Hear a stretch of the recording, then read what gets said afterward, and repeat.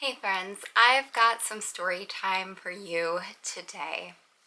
And along with me, I've got my crowd of rowdy pets per usual, and I have my emotional support goose that my best friend got me, who is also a heated beanbag. So if you see some stuff going on in the video, that's what's going on. It might get a little bit emotional, and that's okay. Just here to share some life updates and my story of getting diagnosed. After 22 years of chronic pain, chronic exhaustion, struggles with anxiety, depression intermittently, a host of all kinds of issues throughout my body. So 22 years of those symptoms and 15 years since I was diagnosed with unexplained female infertility, which I have now come to understand as lazy doctoring. I last month was diagnosed with stage 4 endometriosis. I can't even describe like the roller coaster of things that have been happening like in my mind as I process this information. But I'm going to tell the story of how this came to be. Ever since I got my first period, I have had really hard challenges with my cycle, and it has always been incredibly painful, pelvic floor pain. I would get bloated all the time, especially eating like a variety of different foods. I would always feel horrible, like there was concrete in my stomach. I would feel cramping often, not just on my period. But I've always been told my whole life that that was normal. You know, growing up, here, take some Midol. And I would communicate that the Midol was not doing anything to be helpful. And it was just kind of like, well, that's all we can do. So take it, go to school.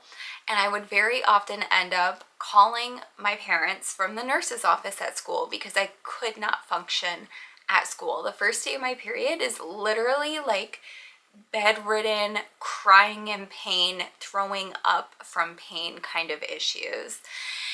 And they never thought anything of it, I don't think. And a combination of not taking what I was expressing seriously with not wanting to pay to get any answers from medical teams, I think. There's probably a lot of factors combined there that just contributed to the fact that at no point in time growing up did anybody take me seriously when I tried to communicate that I was not okay and that I was in so much pain and that this definitely was not normal. This wasn't the same kind of pain that they kept telling me was normal that I saw all my friends go through and my family members go through. This was like a different debilitating kind of issue. When I was 19, I moved out of my parents' house I want to say it was like the week after I turned 19 or something, and I got married. And that started my journey of being an adult. So I graduated that summer and I moved out and got married in December of the year that I graduated high school. And that was the start of me learning how to advocate for myself and being my own advocate medically. And started my 15 years of unexplained female infertility and me just trying to get answers on my own since I was at an age where I could try to do that. And it was not easy at all. I had TRICARE, which is just dealing with military doctors a lot, and I feel like that process is very much like our traditional medicine model where it's like in and out, very quick appointments, and I just felt like there wasn't a lot of care taken. When I would express these issues, it would always be like well, you're not dying, so you're fine, and they would send me home with like 800 ibuprofen. I quickly realized that I was not able to get pregnant either, and that started testing for infertility and just trying to figure out what was going on there. And throughout that process, again, in my young 20s, just learning how to do this on my own, and first time ever dealing with doctors on my own, and going through the military model of insurance, which I feel like is even less caring than the traditional medicine model. I felt like I was never getting anywhere, and there would be times when I would just cry in despair and defeat because nobody was listening. I started going through testing, I think it was probably about age 20 or 21, for infertility. And they were strictly looking for, like, why aren't you getting pregnant, and let's move you along to the next stages so you can do IUD or IVF or whatever. And they, tested my blood for all my hormones. Everything came back within normal ranges. My cycle has always been super, super regular since I got my cycle at 12 years old to the time I went through this testing when I was in my young 20s. Always came every 28 days. I have pretty short cycles as well, or a short menstruation part of my cycle, where I'm only on my period for like 3 days, maybe 4, and then 28 days later it happens again. So my hormones were within normal levels, and my cycles were very normal, very what they would consider like nothing to be worried about. For them, there were no red flags when talking about my cycle because it was so regular and it was so short. So I think they didn't even think to look into any other major issues, really. They did vaginal and abdominal ultrasounds, and that process I just remember being extremely brief, like 5 to 7 minutes tops. I was in there and they did the ultrasounds. At least that's my recollection of it. And the information I received back from that ultrasound was also incredibly brief. In fact, I didn't even get a phone call. I had to call them and ask them for an update because they hadn't called me within the time frame that they said they would. And when I finally did speak to a doctor, they said, oh yeah, everything looks great. You've got a great amount of eggs. They look to be in good quality. Everything looks great on the ultrasound. So let's move ahead and do an HSG. An HSG is a procedure where they slightly dilate your cervix and they shoot dye up your cervix into your fallopian tubes, and they evaluate if any of the dye comes out of your fallopian tubes. And that just lets them know, like, are you able to receive an egg if you're ovulating? And again, the follow-up from that appointment was like crickets, like not hearing from anybody. And at one point I had talked to somebody who was like, yeah, why don't you and your husband come into the office and we got to do a sperm analysis and then we'll talk about what we can do to get you pregnant. It didn't have any information to give me about how the procedure went, which now, knowing what I know, infuriates me because there was definitely something very noticeably wrong. But they wouldn't even talk to me without my husband first having done the sperm analysis. And keep in mind, this is like a plethora of issues. Alongside this infertility testing, I've also complained about pain. I've been to the emergency room for pain several times. And the end result of this entire process was that military doctors wanted me to go on birth control and stay on it for at least a year, and then hopefully I'll get pregnant after that. Blows my mind and makes me so angry when I think about that now, because I've heard that so many times throughout the 12 years since I heard it the first time, or 13 years since I heard it the first time, that their answer for everything is birth control instead of actually figuring out what's wrong with me. And as a young woman who felt like getting pregnant shouldn't be an issue, and as a fairly healthy woman, never drank, never smoked, never did drugs, anything like that, I couldn't fathom what the issue would be that birth control would fix, especially since my hormone testing came back within normal ranges.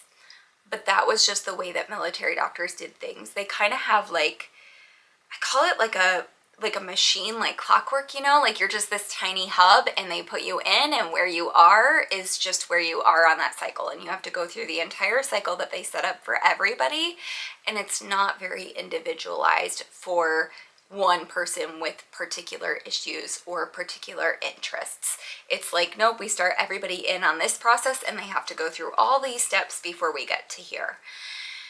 So they wanted me to go on birth control for at least a year.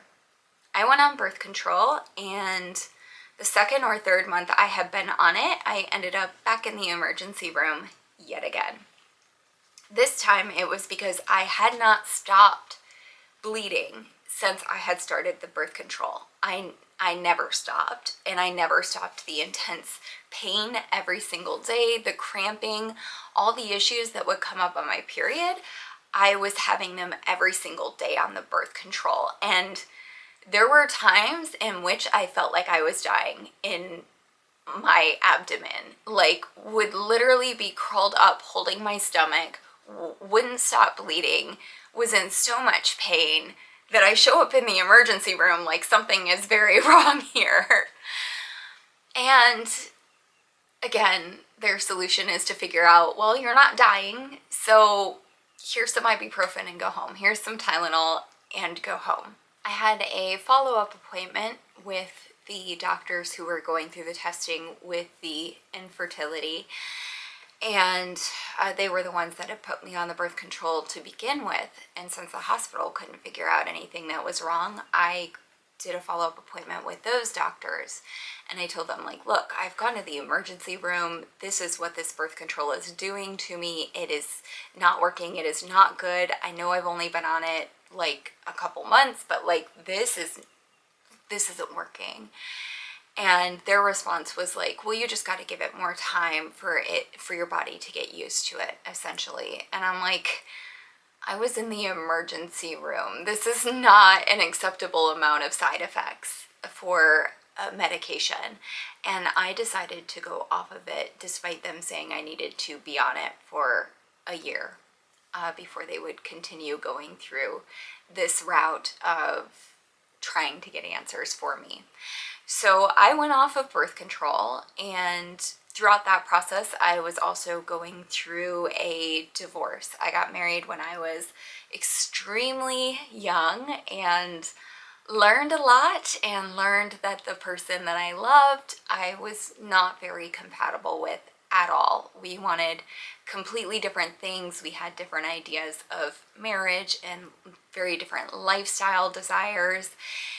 And when you go through a divorce and they want to do the entire process with you and your spouse through that particular set of issues with that insurance, they don't want to see you if you're not there with your spouse, essentially, once you reach a certain part of the process. And they definitely aren't going to see you if you stop being a cog on the machine and you say, well, I know you told me to do the birth control for a year, but that's actually not working out for me, so I'm not going to do it. They're like, well, you didn't do what we said, so that's not really on us. So I felt like I had kind of exhausted all of my options at that point. And that is when I went through a several years long grieving process of realizing how much childhood trauma I had, of processing the events of my marriage and my divorce, and just going through a lot of anxiety and depression because of all of those factors, both trauma, situational circumstance, and also the infertility being one of those situations and circumstances, in addition to divorce. So the infertility was a really big thing because my entire life, what I wanted most was to be a mom. I remember when my baby sisters were born when I was 7 years old and 8 years old, I was just over the moon, like excited. I would call them my little babies. My youngest little sister was like my little mini-me. They would call her my mini-me. If I would go and leave the house and hang out with my friends, she would come with me. When I was 14, we would go to the mall together, like on weekends and evenings and stuff, and everybody would ask her if she was my baby. That's how close we were. Like, I loved my little sisters. I've always loved babies so much, and I always knew I wanted to be a mom. Having your entire life dream and vision that you've been envisioning for decades come to a crushing and burning halt with divorce and infertility, and doctors telling you that they don't know why you don't get pregnant because you should, but for some reason you don't. And that was the label, unexplained female infertility. Everything looks good, everything should be working, but it's not. Sorry. And it took a lot of years to process that, and I went through depression for quite a while. It took me a long time to dig myself up out of there and become a much healthier, happier person with a very fulfilling life, despite the fact that I could not get pregnant. My pain grew exponentially the older I got, and it started showing up in all different kinds of areas, especially related to digestion. And I would start describing these issues in my late 20s to my partner, who's now my husband. You know, just like it felt like I was constantly being stabbed, like somebody was just shoving a knife in me and twisting in my abdomen. And sometimes it would feel like there was concrete or bricks in my intestines trying to move through. And my cramps got a lot worse too. I've always had really painful periods, but they started to extend beyond my period. And within the past several years, it's been more than 2 weeks out of every month that I've had this kind of pain. My cycles stayed the same, but the pain became much, much worse. And I started getting a whole host of other issues, including severe sciatic pain. There was one semester in undergrad where I missed like 2 weeks of school and had to like make up everything online because I couldn't walk. I was having MRIs done because I couldn't walk, because that's how much pain I was in throughout my hips and legs. And this is on top of all the other pain I was in, digestive wise and cramping wise, and all of these seemingly separate issues that I was having. And nobody could find anything wrong with me. The MRI showed nothing but normal disc degeneration, like a normal amount for my age. And in terms of my nausea, I went through vertigo. I had to see a specialist for that. And it was basically, they didn't know why I was nauseous and throwing up. And I just felt like the more I tried to get answers, the more I was being told that there was nothing wrong with me. And I felt like I knew that wasn't true, obviously, but there's only so many people you can pay hundreds and thousands of dollars to who are experts in these fields before you start to think like, am I just experiencing like what everybody else experiences and I'm weak and I think it's a problem but it's not, and everybody goes through this? Like, because every gynecologist I've ever seen has thought that my painful periods were normal. All women have some discomfort during their periods, and just that the things that I was hearing constantly through different doctors pertaining to these separate issues I was having, I never got any answers.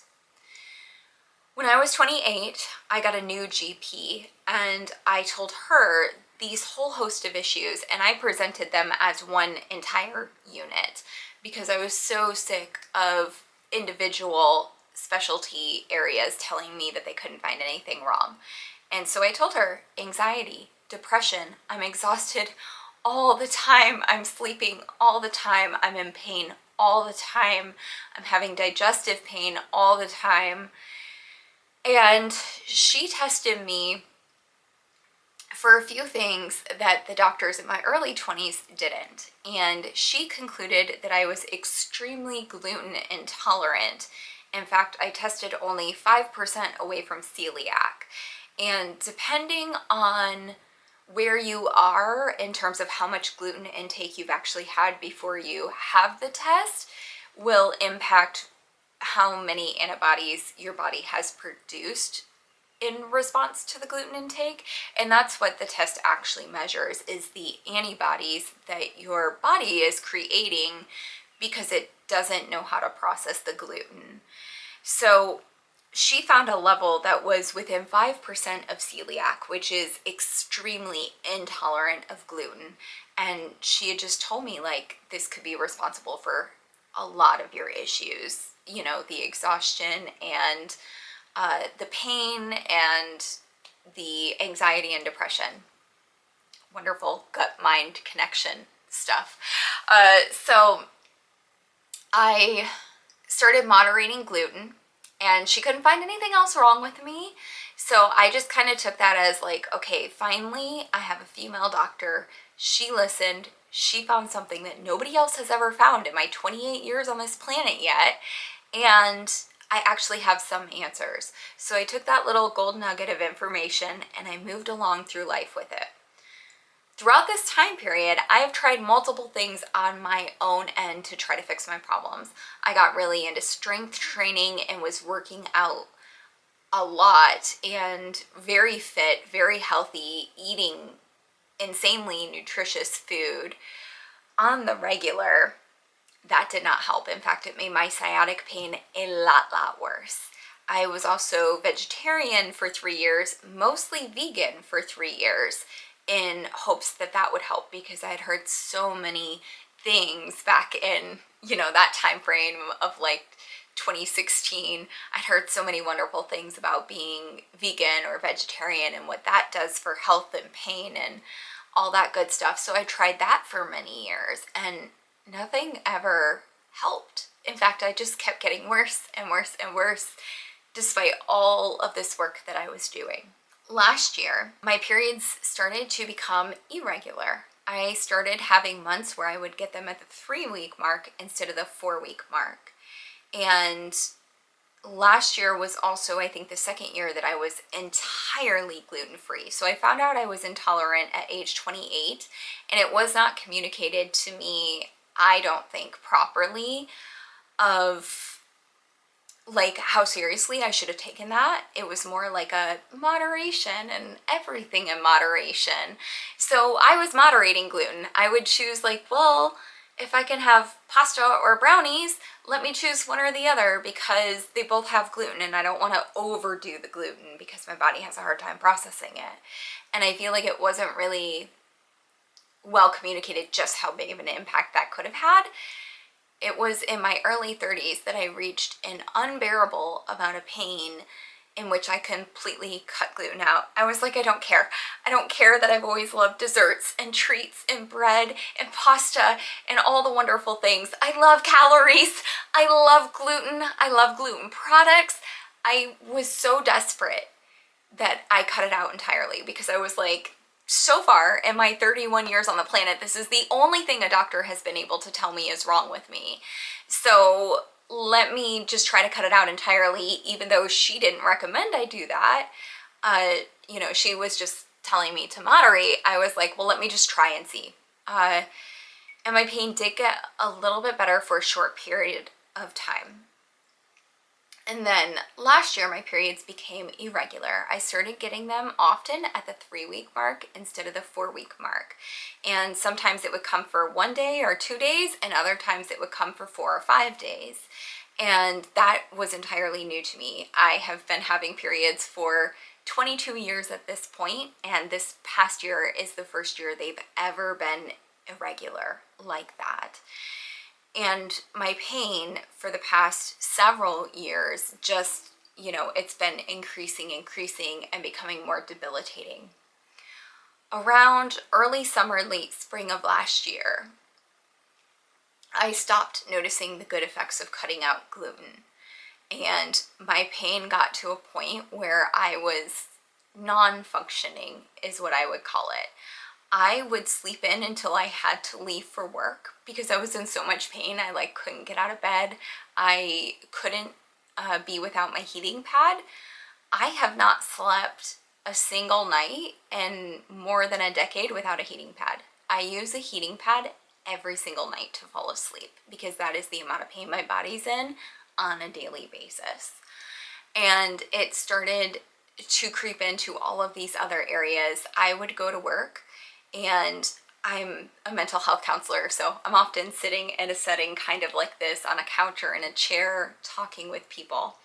And I would often have to take these hunched up positions like this, where I'd have my knees to my chest and I'm like squeezing because of how much pain my abdomen was in, and the just all the pain I was experiencing. I don't even want to call it cramps because it wasn't just cramps. It was like stabbing and dull and present everywhere, and from the top of my abdomen to the middle of my hips or thighs. And different days it would present more intensely or less intensely, but last year started the process of me losing my functioning. And it's so weird telling the story now and looking back. Like, I lost functioning way before then. You know, I spent 2 weeks in my late 20s where I couldn't walk to school. That's how much pain I was in. But again, I kept being told I was fine, and so I kept thinking, like, I've just got to learn how to deal with it because there's nothing wrong with me. So last year, I felt like my life was mostly work because I couldn't do anything else. Most of the time, I felt so horrible I couldn't do anything else. There were so many nights last year where I would come home from work, and it didn't matter what time it was. It could be 5 p.m., it could be 9 p.m., and I would go straight to bed. I'd tell my husband, like, I really want to hang out with you and watch TV with you, but like, I can't. Like, I'm in so much pain, I can't even watch TV. Like, I have to go lay on my heating pad and throw up and cry because that's how much pain I'm in. And that was the majority of 2023 for me. But I still forced myself to go to work every day. And in that regard, I hadn't lost functioning. I had just lost all quality of life, essentially. I started finally receiving messages from other people in my life that I wasn't okay. And I feel like it's the first time that's been validated. You know, my husband had said a few times, like, honey, you need to go to the doctor. And I just kind of told him, like, I've been. Like, I've been to so many doctors, and they all say I'm fine, and I don't know how much money I'm supposed to spend or keep spending for them to tell me that I'm fine and them not do anything. I stopped looking at things holistically, and I started to break them apart into different areas. And I saw a gastroenterologist who, within 5 minutes of meeting me, diagnosed me with IBS type C. And it was interesting because I felt like, I don't know, I felt like it wasn't very thorough. Like, literally within 5 minutes, she diagnosed me. She was like, yep, all of your symptoms line up with this. That's what you have going on. Try this. Take this supplement or this powder every day. See if that helps. And she also had me do abdominal x-rays to see what my stool burden was, and took that as like a starting mark. Well, what she had me do lifestyle changes for 6 weeks, where I started taking, you know, the powder supplement. I was drinking at least 90 milliliters of water every day. Previous to that, I almost always only drink water, so I've always been very well hydrated. But last year was like, you know, a whole new level of hydration because she told me that I needed to do these lifestyle changes. So I was drinking more than 90 milliliters of water most days and taking that powder supplement, and I was still in so much pain. And I went back to her and I was like, hey, you said this would make a big difference, and it hasn't. And she was like, oh, that's interesting. I'm going to send you for another x-ray, and I'm going to put you on this prescription medication that should help things move better. And at this point, she's only addressing, obviously, the digestion issues, because I had kind of divided them up into separate issues of like, well, here's what I have going on digestively, and I have these other problems too, but she didn't really deal with those. So she was treating digestion issues as a gastroenterologist does. That x-ray came back and I still had an unusually heavy stool burden, which is very unusual because I was on the supplement and all this water, and that should not have been happening. So she put me on the prescription medication, which helped quite a bit, I want to say. It just affected my quality of life in a different way. Like, it was still negative, but just different. So instead of spending several hours in the bathroom every day, I would spend only 1 hour broken up into different segments throughout the day, but the intense pain I was having was still persisting all day. And I also felt like she wasn't thorough enough. Like, she just jumped to the diagnosis immediately, and she jumped to a medication immediately when the lifestyle changes didn't work. And then after that, she was like, well, we've done everything that we would do for IBS-C, so like that's all we can really do at this point. So I was actually taking the prescription medication and the powder supplement and the water intake, and you're only supposed to do two, either the powder supplement or the prescription. I was doing both, and I still wasn't noticing any relief x-ray wise. I think I had 3 different sets of x-rays throughout this several month-long process, and I just felt so defeated. Now, one of the good things that came throughout this process is once she put me on a medication that helped with some of the digestion issues, I started noticing a pattern to my pain. And the pattern that I was noticing is that the week of my period and the week of ovulating were the 2 weeks that I was completely non-functioning, like in bed, throwing up from pain. And I had a few icing on the cake moments where I decided, like, enough is enough, and 2024 was going to be the year that I didn't care how many doctors I had to go to. I was going to figure out something. I spent all of our Christmas vacation at a family's house in bed, throwing up, in the bathroom with a heating pad, crying from pain. And unfortunately, the whole family was sick. Some people had like food poisoning. We found out later a couple of people had, had the cold, and just like different things were going on, like a stomach bug and a variety of issues. So it wasn't super unique in terms of like, yeah, other people were also not feeling good, but I think what changed is that other people noticed the pain I was in and said it wasn't okay. So my mother and father-in-law moved down here a couple years ago. They used to live in Michigan, and they moved down to North Carolina a couple years ago. And since then, we've spent an incredible amount of time with them on a very regular basis because they're only an hour and a half away. So we visit each other all the time. They'll often spend weekends here. Anytime there's like events like hockey games we go to or gatherings as a family, we're always spending time together. And my mother-in-law and I have a lot of overlapping hobbies, so we also spend a lot of time together, like gardening and scrapbooking and doing fun projects and stuff. And one of the things that she had said to me last year was like, you've always said you're tired and that you sleep a lot, but like there's something not right here because I'm retired. I'm in my 60s and I have a lot more energy than you. And I think it was the first time somebody in my life had like validated that this wasn't normal. Like, I felt like I had been telling people that for 20 years and nobody had listened to me. Everybody was like, yeah, we're all tired. We drink coffee. Your problem is that you don't drink coffee. Side note, I don't drink caffeine really. The only caffeine intake I have is chocolate. I do enjoy chocolate, but I don't drink coffee. I don't drink soda except for an occasional root beer, like once a month. I don't drink any alcohol. I've always had an intolerance to alcohol where I would get extremely sick immediately after drinking it. So, people my entire life have kind of blamed my exhaustion on the fact that I don't drink coffee or have any caffeine intake.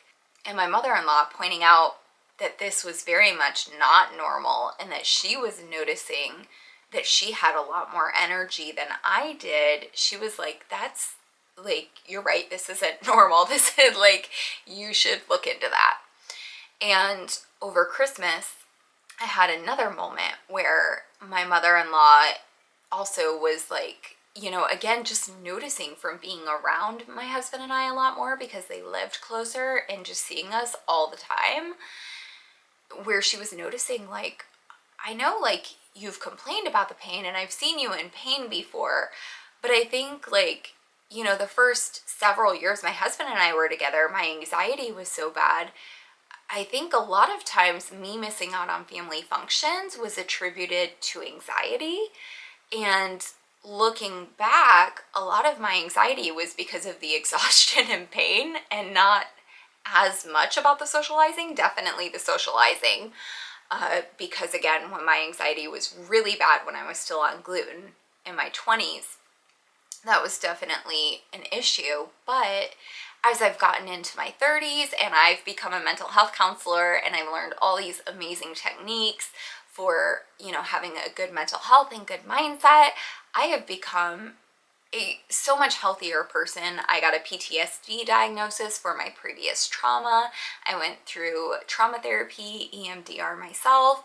I was on medication for a year to stabilize my nervous system and kind of calm down the anxiety.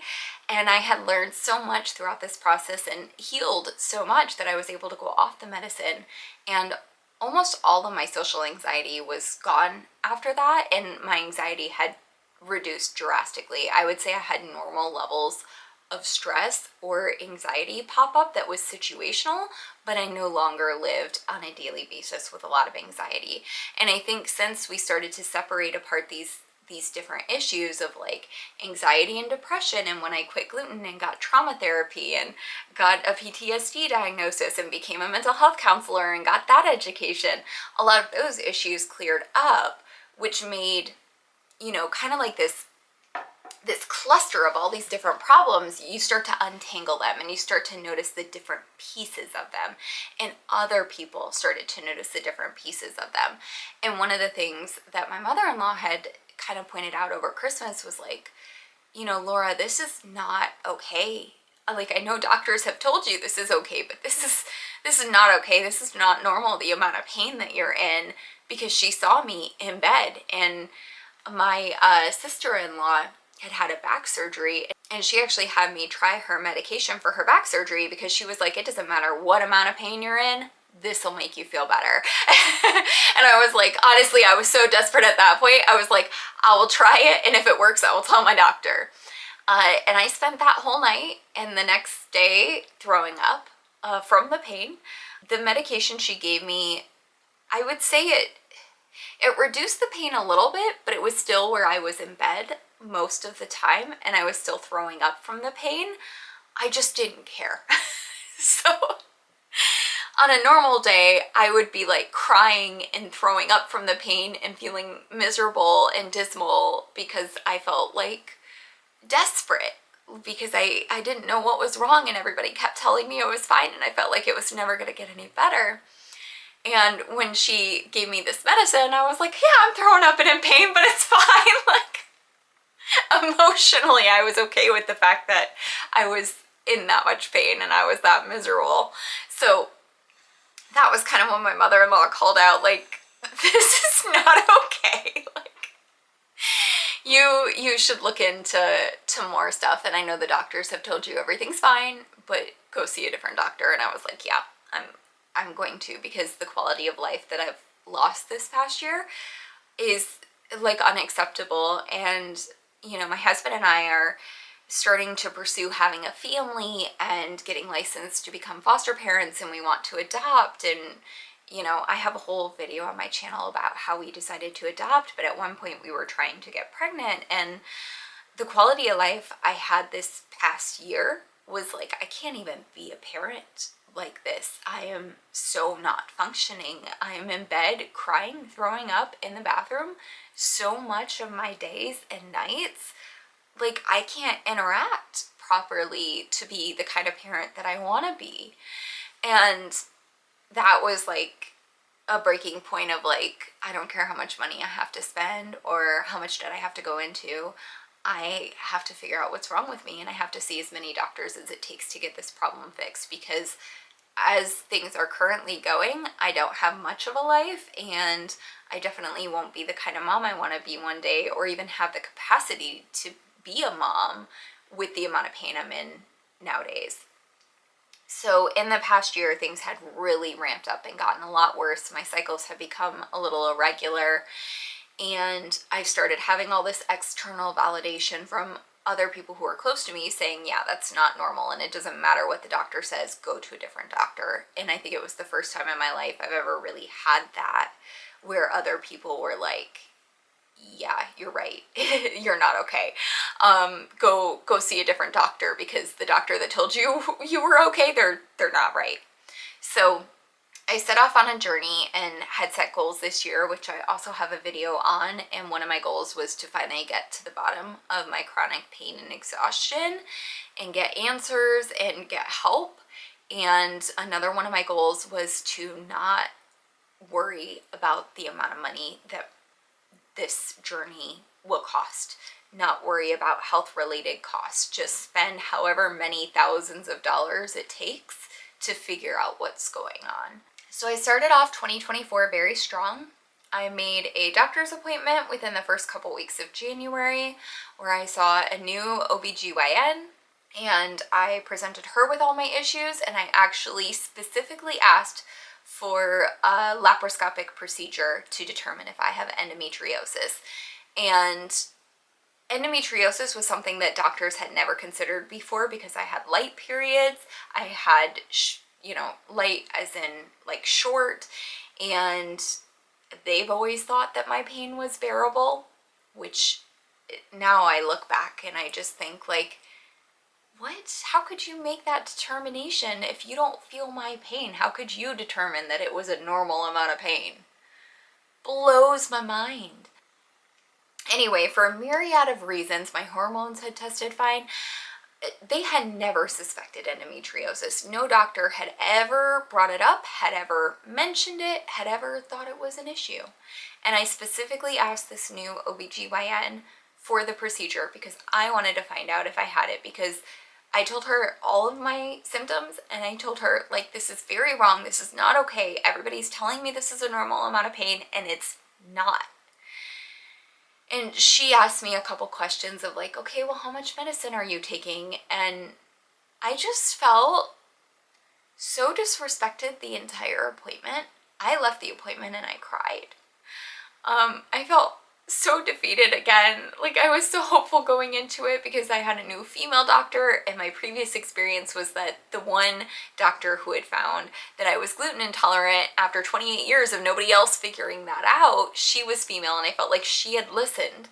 And so I was kind of expecting that with this doctor, and I did not have that experience. She shamed me for the amount of ibuprofen I was taking and told me that that was really bad and bad for my body and I shouldn't be doing that.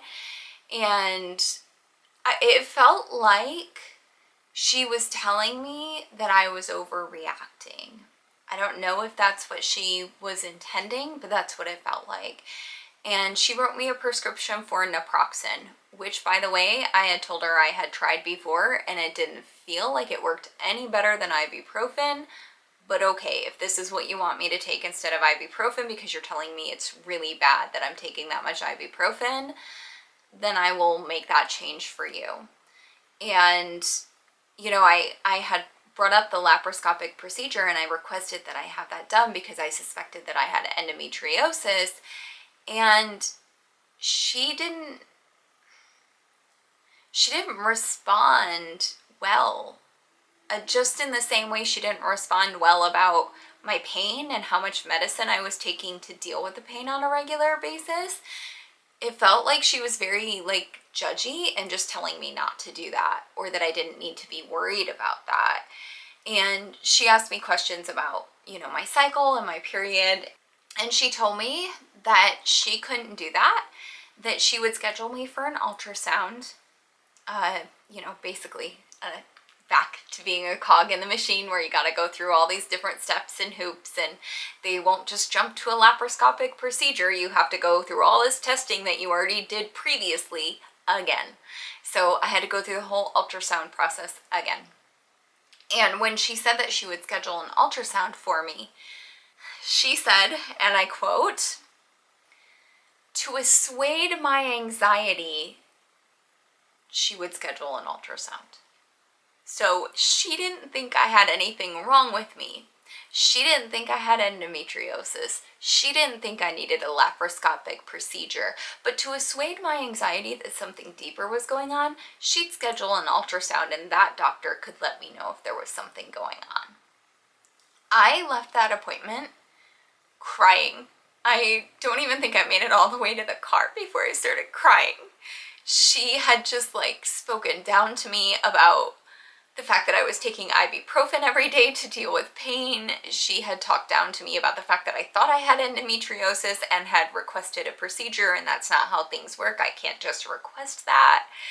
And again, had told me, like, all women, a lot of women, not all women, she said a lot of women have discomfort during their periods, and here's naproxen.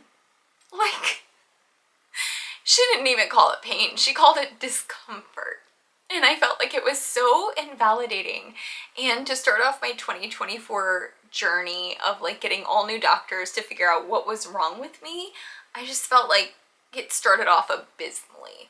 I was so upset after that appointment. And I kept telling myself, like, just go to the ultrasound. A different doctor will look at the ultrasound and maybe they'll listen to you. And that's kind of like the journey of anybody who has a chronic disease, illness, autoimmune thing going on, where you just, if you know, you just keep going and telling different people your story, and until finally one day somebody listens to you, you continue being dismissed. And that's what she did. She dismissed me and passed me off to somebody else because she didn't think there was anything wrong with me. And shamed me in the process of doing so. Shamed me for the fact that I called it pain, and she thought it was just discomfort that was totally normal, and a myriad of other things that just, it did not go well. I was very upset. But I kept telling myself, like, go to the ultrasound. So I went to the ultrasound, and this is where things started to change. And in the ultrasound process, it was so unlike this set of testing I had gone through in my young 20s. Instead of a 5 to 7 minutes in a room with somebody who just like waves the wand around and is like, hey, a doctor will call you back, she spent a good 40 minutes in there doing the vaginal ultrasound, and she was so communicative the entire time. And this was the ultrasound tech. So she couldn't actually tell me a lot of what she was seeing, but she did tell me about the process. So she'd be like, okay, I'm going to move a little bit to the left now, and I'm going to spend a good 5 minutes here, and I'm just getting all the measurements for your left fallopian tube. And then she'd be like, okay, I'm going to move down a little bit, and I'm just going to get measurements for the size of your ovaries. And so she was just very communicative the entire time of like, this is what we're doing and where we're going and why I'm doing it. And it just felt so incredibly different from the experience I had in my young 20s at a, military medical facility where it's very in and out and they didn't care and you didn't have a name, you had a number, and they might call you back in 2 weeks, but turns out they never would and I would have to call them. This was just so incredibly different, and 40 minutes versus 5 to 7 minutes is already so much different, and the communicativeness and the caringness. And I had a separate appointment that day to come back and meet with a doctor who would talk to me about my ultrasound.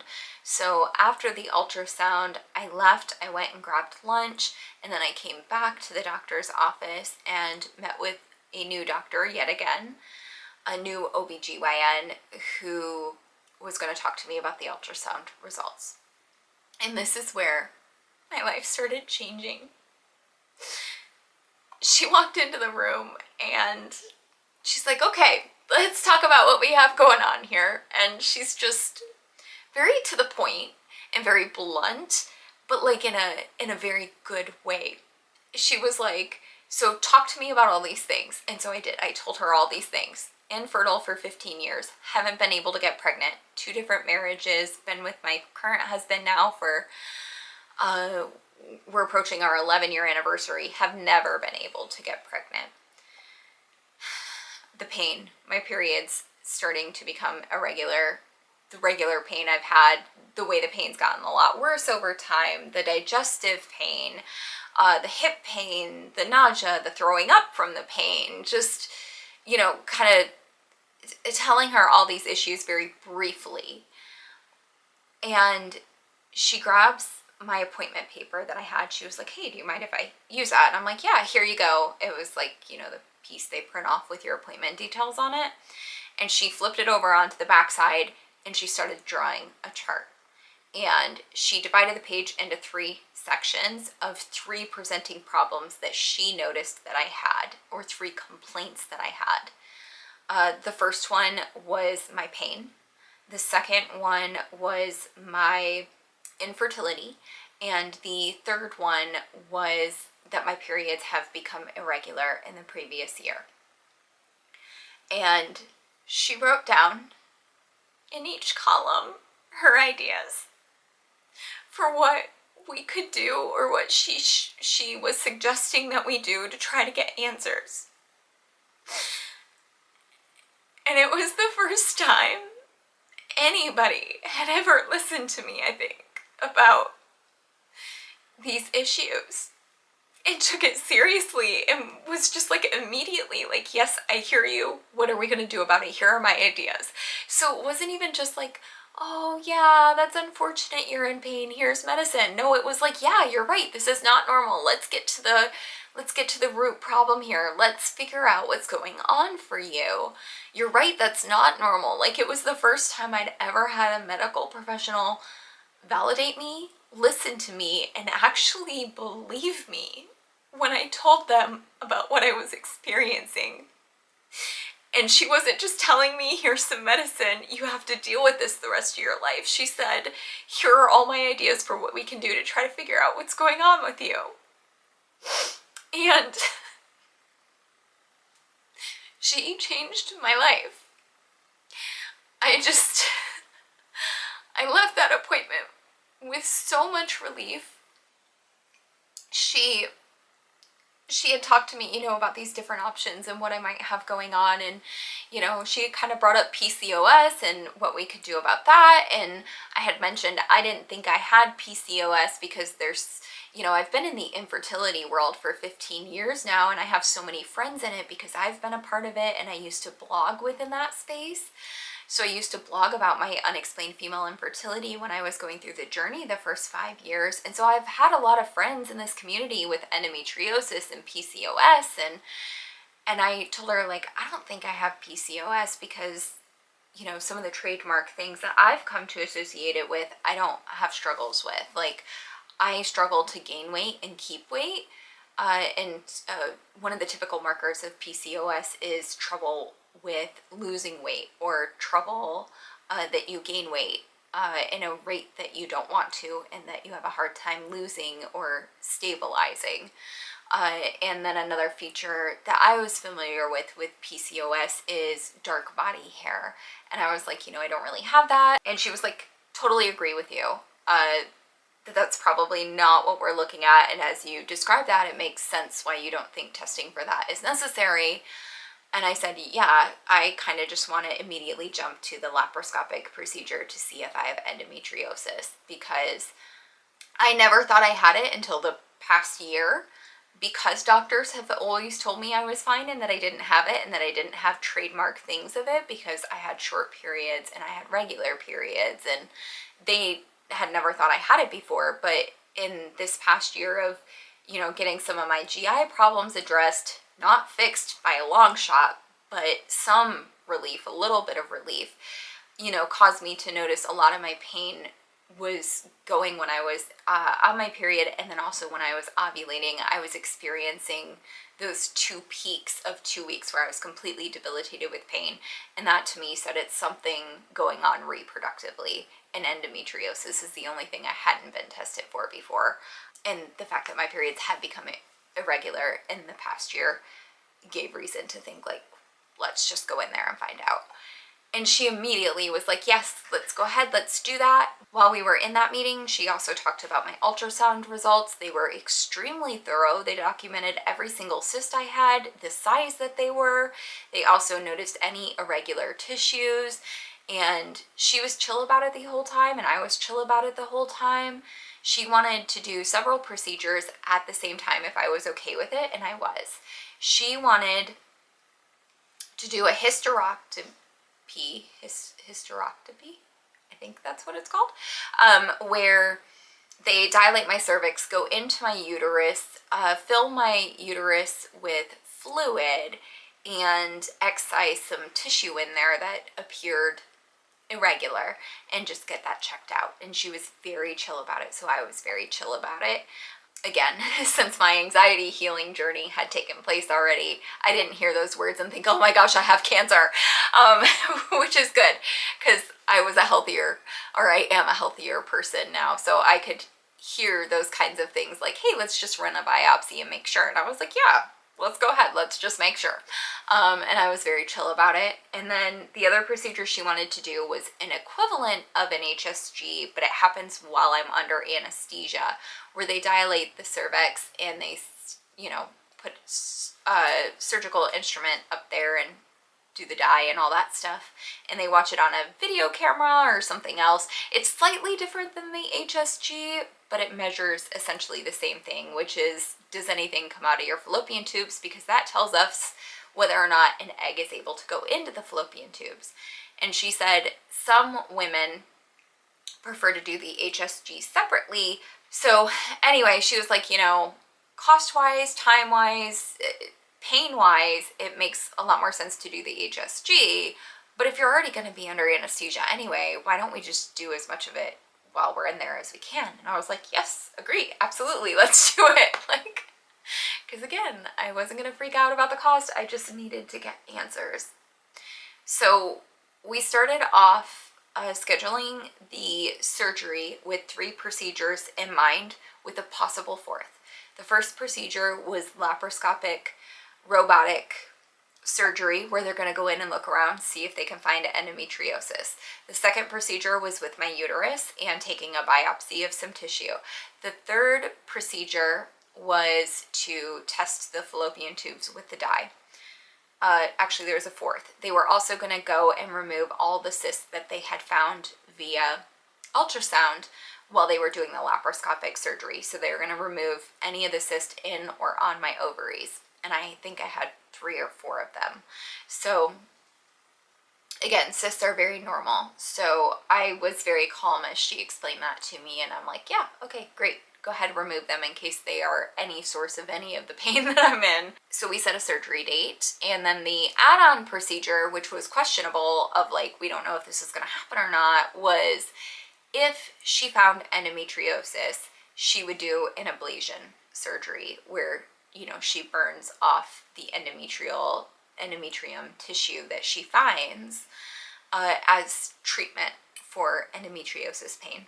I went into it knowing several things would be done, and I just felt very educated about it. She talked to me about every single procedure, what it was for, why I was getting it, asked me if I wanted it, asked me if I wanted them at the same time, talked to me about all my different options. Like, she was just incredible, really, and gave me so much hope for, like, oh my gosh, we have direction. And even if I get the laparoscopic surgery and they don't find anything wrong, I've got this whole sheet she's written down with 3 different columns of different procedure ideas of things we can do to try to figure out what's wrong with me. So this is a great starting spot, but also she just instilled so much hope in me about, like, working with her. So my surgery got scheduled for February 19th of this year. She also made me aware of what surgery would look like and prepared me for the side effects that I would experience after surgery. She told me, you know, there will be some pain, obviously, but the most amount of pain that most people feel is actually this air that gets trapped inside their body, because when they go in to do the laparoscopic look around, they fill your belly with air, your abdomen with air, and while they try to get as much of it out before they close you back up, some of it stays in there, and so you get these gas bubbles that are trapped within your abdominal cavity. So they're not in any of your organs, they're just like floating around in there. The gas is, and she said it can go up to your shoulders and create an incredible amount of pain within your shoulders. She was like, that is the most painful part of this surgery. But take Gas X. She was like, you'll be surprised. It works even for gas in other parts of your body too. And yeah, it just prepared me pretty well, I think, for what the surgery was going to look like and what recovery would be. So leading up to the surgery, I tried not to think about it at all. I kept calling it a procedure instead of surgery. And I was trying to be very chill about it. I, wasn't going to Google anything. As a mental health counselor, I know that's like a number one no-go is like for anxiety is just don't Google. Don't Google stuff, guys. Don't do it. Do not Google symptoms. Do not Google any medical concerns at all, or any symptoms or side effects or anything, because Dr. Google will always tell you that you're dying. So I just went into it feeling like, whatever she had told me I was prepared for, and I wasn't going to think about it other than that, and just pick up the medicine she had told me to pick up in advance to prepare for afterwards, and it just was going to be what it was going to be. So I went in for the surgery, and after surgery, when they woke me up, the first thing that I asked was if I have endometriosis. And I said, do I have it? And the nurse was like, what are you talking about? And I was like, do I have endometriosis? She was like, I don't know. Let me check your chart. And so she looked at the chart and she was like, I don't see anything here noted yet from the procedure, or the surgery rather. And my husband was sitting in a chair next to my bed, and he was like, yeah, you have it. And I just started bawling. And everybody in the room got very uncomfortable and kind of freaked out. My husband immediately tensed up, and the nurses tensed up, and one of them was like, oh, sweetie, why are you crying? It's okay. Everybody was very uncomfortable with the fact that they thought I was upset.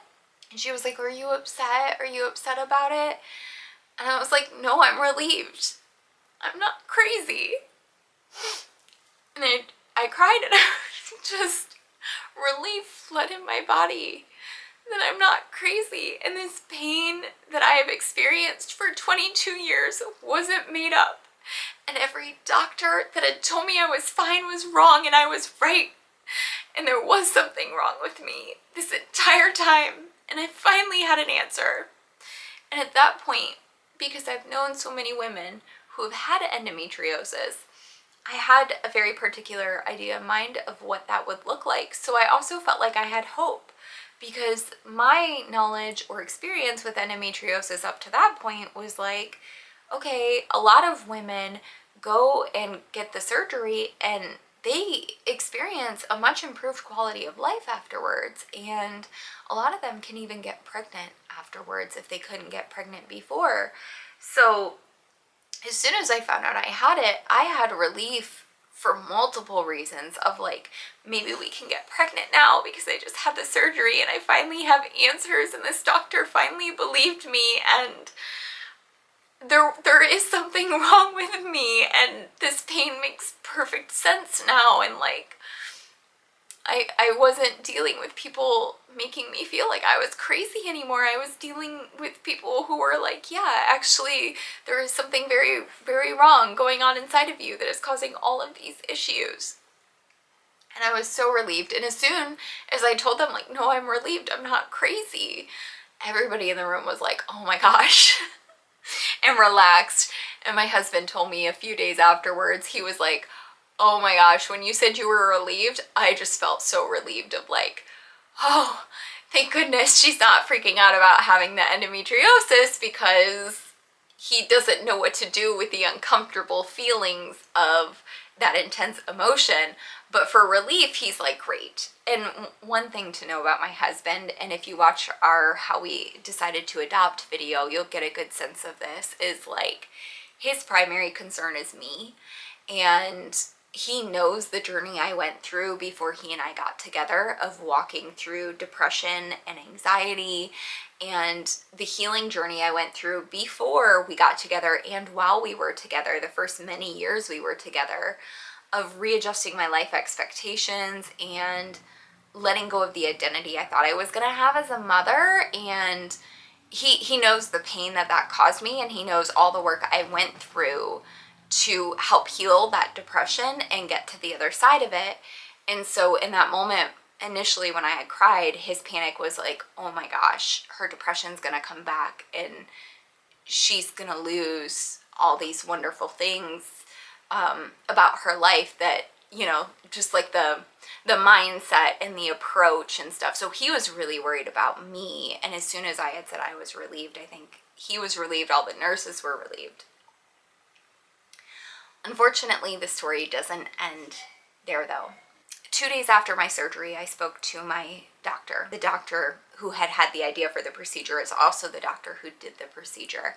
I spoke to her on the phone, and she was very candid per usual. That's just her style. And the first thing she said when we spoke on the phone was, well, my dear, you're not crazy. You have endometriosis, like really, really, really bad. And my husband had told me when I was still in the hospital that it was stage 4 endometriosis, and they found it like everywhere. So I had some idea of that. But what she proceeded to tell me in that conversation on the phone, I think brought a whole new load of information to process later, and a lot of difficult things. I heard a lot of difficult things in that conversation, where it wasn't the endometriosis I had known or thought of, or what I had known other women to walk through. This was like a different level of how much damage has been done inside of me. And she was just explaining everything. She said my left fallopian tube is completely fused to my colon with scar tissue. She cannot separate them. And she actually had to stop working on that side of my body entirely and moved over to the right side. And when she was working on the right side, she couldn't get my right ovary to stop bleeding. And there was a point in the surgery where she was like, okay, she and I never talked about removing her ovary or losing anything like that, so I don't want to risk continuing with the surgery, in terms of like, I'm not willing to put risks on the table that she didn't sign up for or know about beforehand. I can't continue with this procedure, and with the ovary bleeding, it's a risk of losing it. So they did what they could in that area, and they actually, I found out later, did a lot, but it was very minimal compared to how much damage I have and all the locations of the damage. So she did some ablation, but it was pretty minimal. And then the major thing that she had done, which I found out about later when I did a follow-up appointment in her office a month afterwards, is that my right ovary, instead of being under my fallopian tube, had actually migrated and was attached to one of my ligaments. I think it's the round ligament, and my pelvic floor. It was attached to my pelvic floor with scar tissue and endometrium tissue implants. So that's why they had so much trouble with that ovary bleeding. It was in the wrong part of the body. That's the migration that had happened with the endometriosis and all the scar tissue that had built up. And, you know, she had explained that my fallopian tubes were entirely blocked off with scar tissue. There's nothing coming out of there, and I have 100% infertility. I will never get pregnant without doing IVF. And I would need more surgery. She couldn't do a lot because it was so bad, and that's not the level of experience she has. That's not the kind of doctor she is. She will go in and diagnose, and she'll do ablation surgery on reproductive organs, but she doesn't do excision surgery where they actually cut it out, and she doesn't work on any other organs like any of the digestive organs that my implants are on. Implants meaning the endometrium tissue implants.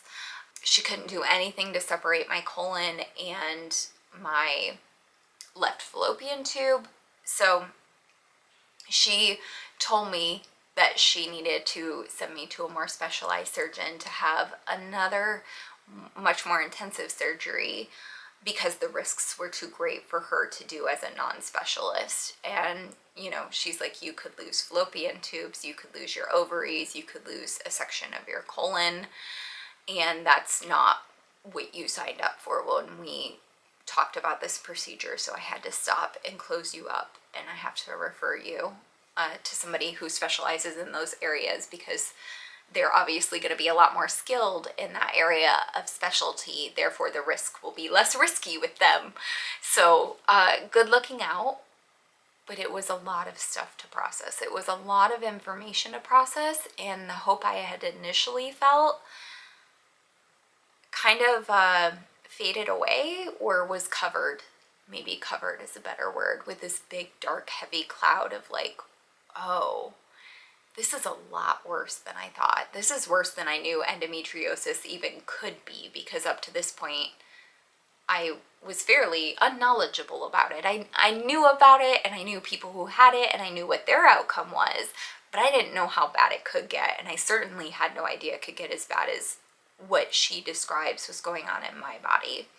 So I spent a lot of time crying in the following weeks, and I've experienced a myriad of emotions. I think the three primary emotions are sadness that I can't get pregnant and that I won't ever be able to, because with unexplained female infertility, the hope is that if they finally figure out what's going wrong one day, they might be able to fix it. And this was kind of like, hey, you had that question mark of maybe they could find what's wrong and maybe they could fix it. That's no longer a question mark. It is a period. You will never get pregnant without IVF. And that was a whole new set of information and feelings to process, on top of the processing I had done a decade ago for unexplained female infertility. And then just a lot of sadness too about the pain I've been in, and I've felt really sad for me. I've felt so sad that I spent years thinking I was weak and that I had a low pain tolerance, and essentially taking other people's messaging on as my own, that I was fine and I just had a low pain tolerance. And I feel so sad for me that I did that to myself, that I thought that about myself. I can't even tell you the amount of times I've joked about having a low pain tolerance. Meanwhile, my surgeon's telling me, like, you've got body parts all in the wrong spot. Everything's covered with scar tissue. Everything's a mess in there. You might be losing major organs, like, because of how much damage has been done. And that all causes an incredible amount of pain. All of those implants and all of that scar tissue and all of those organs being in the wrong places because of all the scar tissue that's built up. And I felt so sad for me that I was led to think that I was crazy or weak, and that this was a normal amount of pain that every woman experiences with her period. And lazy too. Lazy was another thing I had told myself. Like, I'm just lazy compared to other people because I'm tired all the time. And now I realize it's just like a major thing my body's been working through, and it's kind of a miracle that I've made it through as long as I have, on ibuprofen and a heating pad. Like, kind of mind-boggling. So I think it's been a whole new level of respect for myself and sadness for myself that I've been going through this for 22 years since I got my first period. And I think a lot of other sadness too. Sadness about the fact that by the time I was 19 years old, I had already lost all of my fertility. By the time I was legally old enough to medically advocate for myself, my infertility was already gone. That damage to the fallopian tubes had already been done at that point, and that makes me incredibly sad for myself that my parents never took me seriously and never prompted doctors to take me seriously, and that nobody ever got answers for me, because by the time I was legally old enough to advocate for myself medically, the damage had been done. And that is very, very sad to me that like other people's decisions and the people who should have taken care of me didn't, and because of that I can't become pregnant. And I've lived with this amount of pain for this long, and I have that extensive of damage at such a young age. For all fertility to have been gone by the age of 19 is just mind-boggling to me. So I've been sad too. And then another, the second feeling I've felt is anger. Anger at every doctor that I've spent hundreds of dollars on, thousands of dollars on, for them to all tell me I'm fine. And anger at the doctor. As recently as January of this year, a female doctor had told me that she would schedule an ultrasound to assuage my anxiety that something bigger was going on, because she didn't think there was.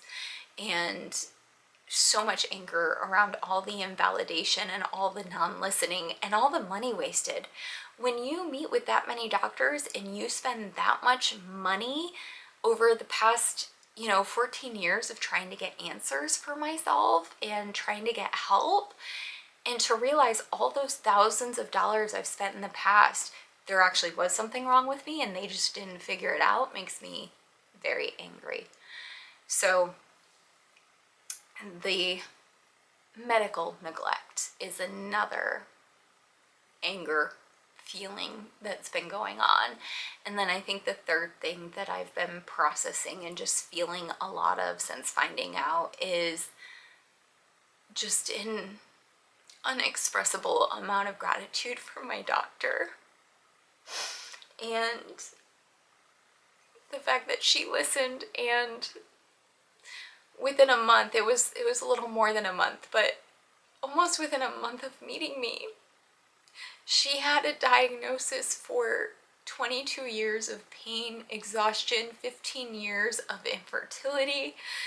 It took 1 month.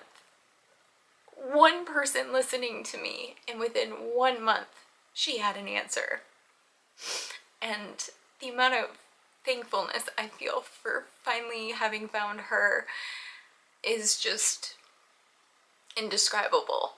I cry about how thankful I am for her, like, on a regular basis. Because I finally have answers, even if they aren't great answers. I have answers. It just took one person. It took one person to listen to get answers, and that blows my mind. That up until that point, I had never had anybody listen. At any of my annual doctor's appointments, at any of my pap smears, at any of my infertility appointments, at no point along the way did anybody listen before her.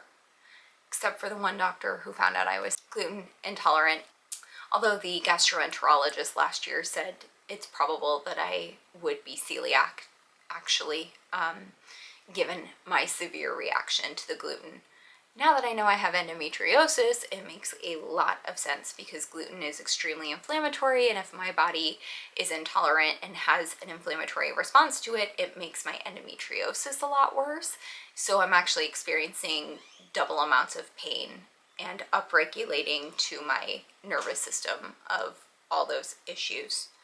So that's the information I received and how I've been processing it. I've been trying every day to let myself feel my feelings, and if I need to cry, I'll cry. I think for the first month I cried almost every day for like 5 to 10 minutes at least.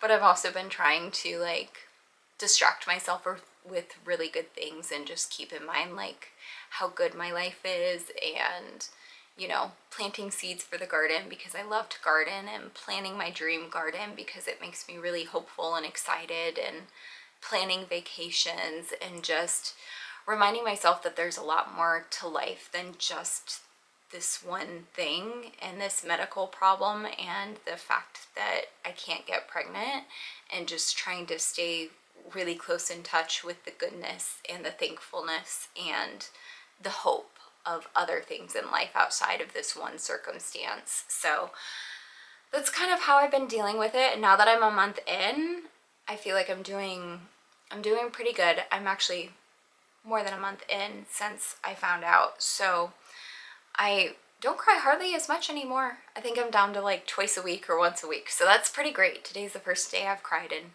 in a while. So definitely doing good with processing the emotions and keeping in mind all the mental health skills I know as a counselor to try to have a really good amount of resilience through this process, and just keep in mind a lot of that strength and those coping skills of not letting this sadness or this anger or this situation become everything.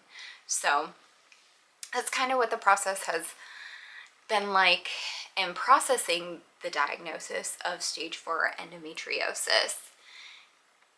So that's my story of how I got diagnosed at age 34 with stage 4 endometriosis, and my current knowledge of what's going on in there. There's definitely a lot of things to think about, a lot of things to process, a lot of decisions to make moving forward about surgeries, medication, treatment, lifestyle changes, just like a lot of stuff going on. And when appropriate, I'll certainly talk to you about that if you want to hear about that, about the next surgeries I'll need, and kind of keep you in loop of this process of what it means to have stage 4 endometriosis, or what my case looks like anyway, because every case is a little bit different.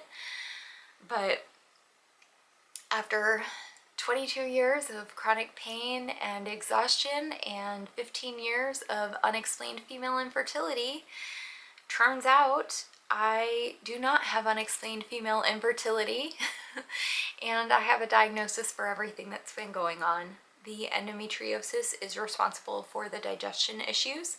My colon is actually not in the right spot. It has completely migrated to be connected to my left fallopian tube. So instead of being over here, it's like way over there, connected with scar tissue. So that explains why the gastroenterologist could not fix my IBS, because it's actually a symptom of the endometriosis and all the damage that has been done over the past 22 years as the disease has progressed without being diagnosed or treated.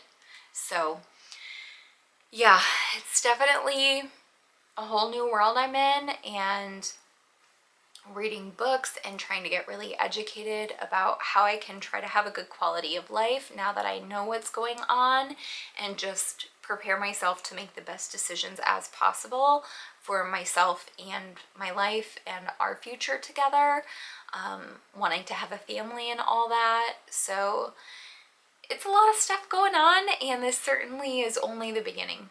I just found out a month ago, or a little over a month ago, what my diagnosis was, and I'm 34 years old and I've had these problems for 22 years.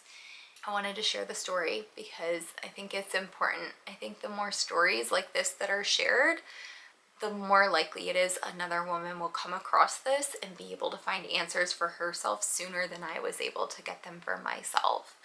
And I've also always believed since my early days of blogging about my infertility journey that the more open we are about this sort of thing, the more support and community we feel while we move through it, and the less isolated we are. And that sense of support and community is incredibly important when going through a grief journey or a loss journey or anything like this. Having that sense of community around you is very important. So yeah, I wanted to share the journey in case it might help anybody else who is struggling with any symptoms, pelvic floor pain, waking up to urinate several times in the middle of the night. I'm just learning so much reading my book. I have way more symptoms of endometriosis than I even knew that I had. Turns out most doctors don't associate those symptoms with endometriosis and they don't know about it. So how could they tell a person that their symptoms are perfectly described by endometriosis? The book I'm currently reading is blowing my mind. It's like only 30% of gynecologists and OBGYNs know the top 3 symptoms of endometriosis, which just blows my mind because I think it's considered a reproductive disease. It mostly affects reproductive organs. Can affect lots of other organs too, but it starts there.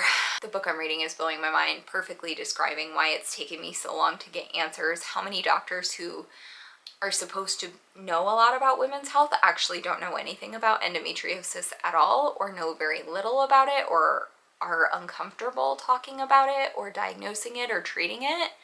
So I'm learning a lot right now, and we'll have a lot of decisions to make in the future about my treatment and what life looks like moving forward. But thank you so much for sitting with me today as I shared my diagnosis story, and I hope this reaches even just one person, one woman out there, to feel supported and not alone, to feel encouraged and hopeful, to find answers, to do whatever advocating you need to do for yourself, to meet a professional who will finally listen. It took me a long time. It's been 15 years since I've legally been able to medically advocate for myself, and it took me 15 years to get the right answers for myself, and so many misdiagnoses along the ways, and so many dismissals by medical professionals along the way. So definitely just sharing this, hoping that it finds another woman so she doesn't have to go through that long of a process to get answers and help for herself, because if I had gotten answers sooner, the damage might not have gotten as bad as it did. I could have gotten treatment a lot sooner. I could have slowed the progress of the disease a lot sooner. But spending 22 years not knowing about it, and it getting worse and worse and worse, and the damage building up in my body, there are some things that have happened within my body that are irreversible now. So definitely just want to share that story for anybody who might want or need to hear it, or want or need to feel support in their own journey along the way. So thank you guys so much for watching. I will catch you in the next video. Let me know if you want to know more about the journey as, you know, lifestyle changes, decisions about endometriosis treatment are made, and growing our family and all that good stuff. Thank you so much for watching. I'll catch you in the next video. Bye, friends.